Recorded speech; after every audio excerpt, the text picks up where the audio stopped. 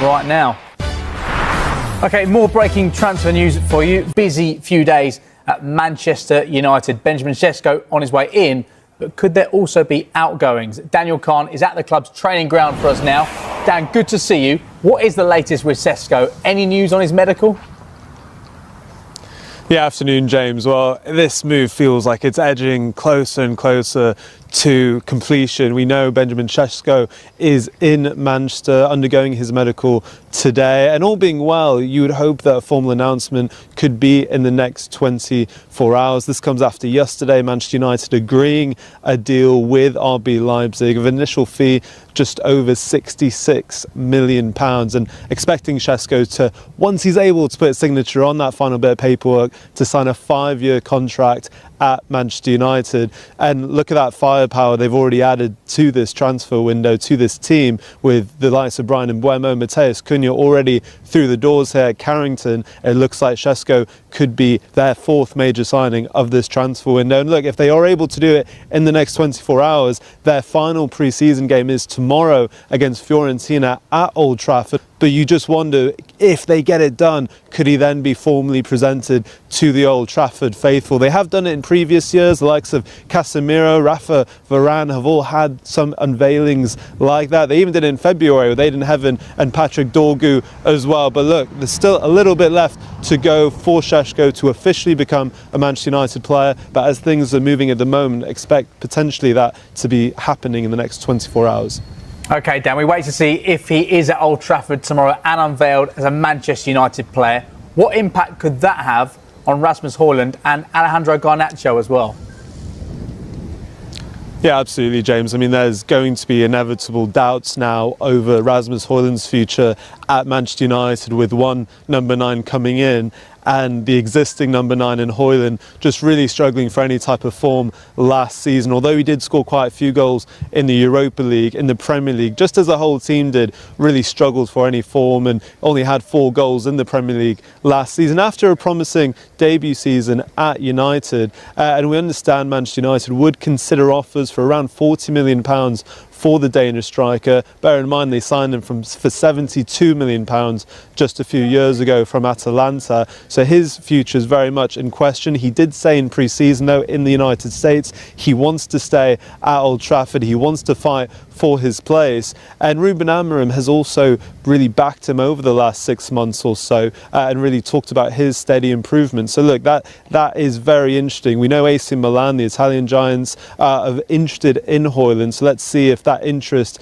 is followed up by any formal bids. Alejandro Garnacho, though, very interesting for United as well, because after spending all of this money in the window, they now need to look at sales and recouping some of that money they've spent this window. And Alejandro Garnacho, let's not forget, Puskas winner at 21 years old, just under 100 appearances for United in the league. He has probably a lot of sale value, and we know Chelsea have been very interested in bringing him to Stamford Bridge. Manchester United value Garnacho, though, at £50 million.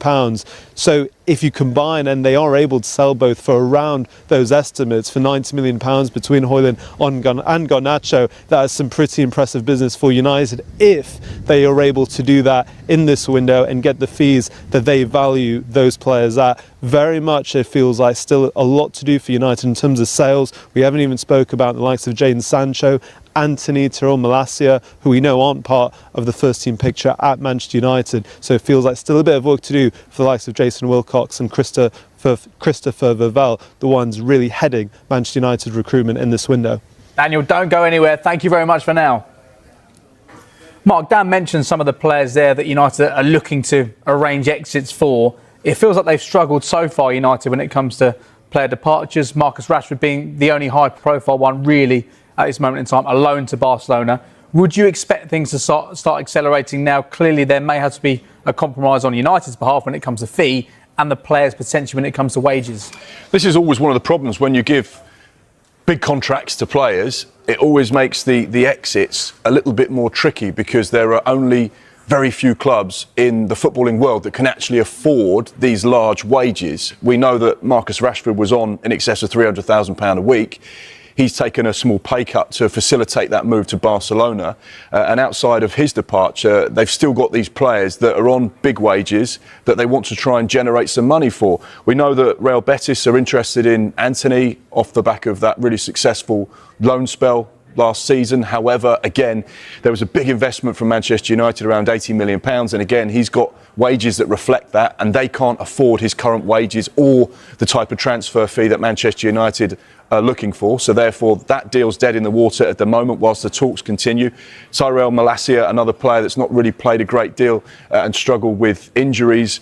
No interest in him as of yet. And we know that Jadon Sancho, whilst he had that reasonably successful loan spell at Chelsea, they didn't want to activate that option to buy him. We know that Borussia Dortmund are at the table, but once again, he's got a year left on his contract with a club option second year, so essentially a year option, but with big wages, teams have to be able to do a deal. So Manchester United's price right now will be at point A, but in 2 weeks' time, when we get closer to deadline day and there's still no movement on those players, Manchester United might have to soften their approach and say, OK, right, this is what we wanted ideally, but actually it's better to get this player off the wage bill and get some form of income than have an unhappy player at Carrington that's not going to be healthy for us, for him, or the bigger picture of the football club. So the stance might change. It's been slow. When you look at other sides like Liverpool, where they've been so effective and proactive in selling players and getting good market value for their players, Manchester United's the other side of the coin, where they've struggled a little bit, but maybe the current regime are just inheriting some of these players that were signed under the Glaziers and not under Ineos. Plenty going on at